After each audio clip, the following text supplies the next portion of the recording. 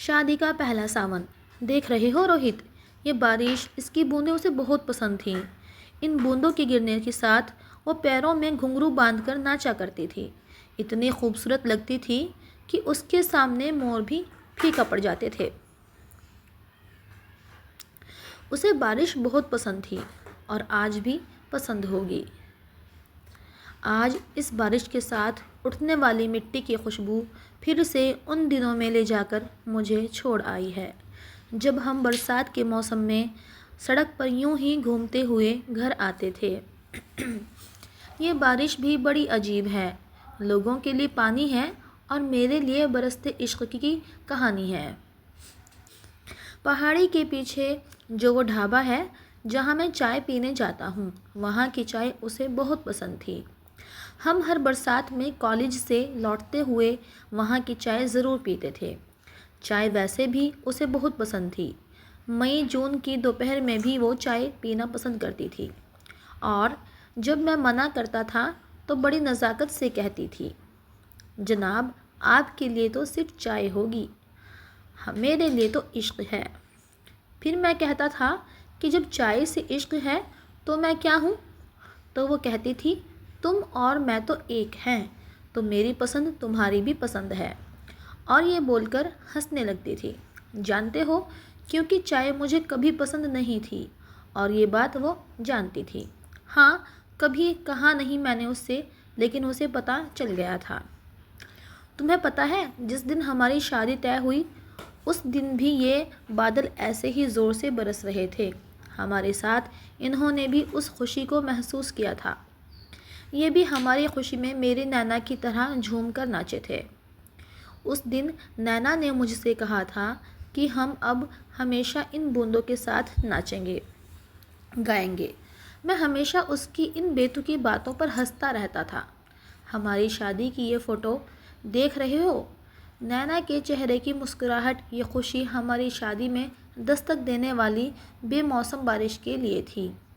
लोग बेमौसम बारिश से परेशान थे और मेरी नैना दुनिया की पहली दुल्हन होगी जो बारिश में भीगते हुए फ़ोटोशूट करवा रही थी।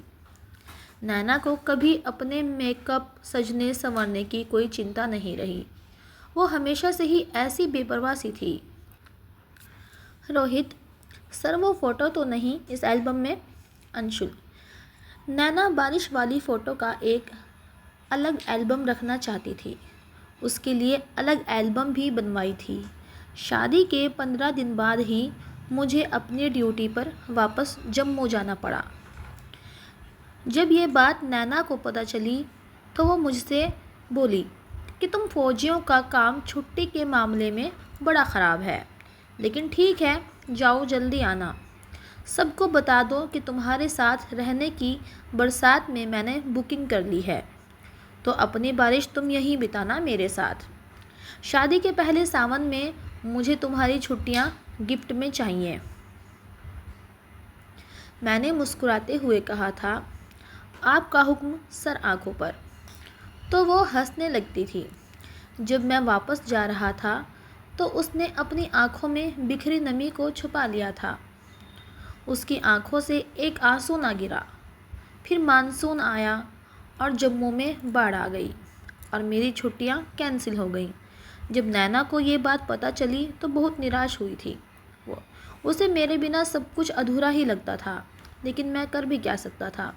नहीं आ पाया। मैं बाढ़ में फंसे लोगों की जान बचा रहा था।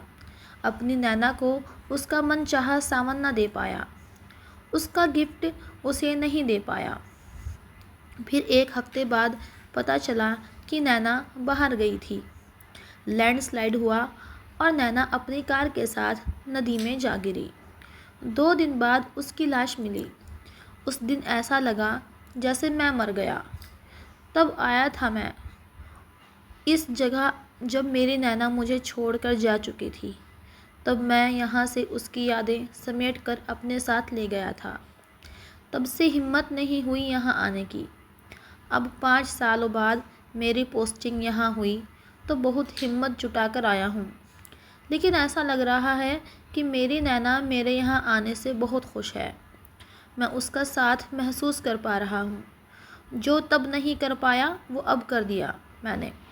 अपनी नैना के शादी के पहले वाला सावन का गिफ्ट दिया मैंने। अब हम साथ उस पहाड़ी तक घूमने जाएंगे, उस ढाबे की चाय भी पीना हम साथ जाएंगे। अब हम दोनों अपना हर सावन एक साथ ही मनाएंगे।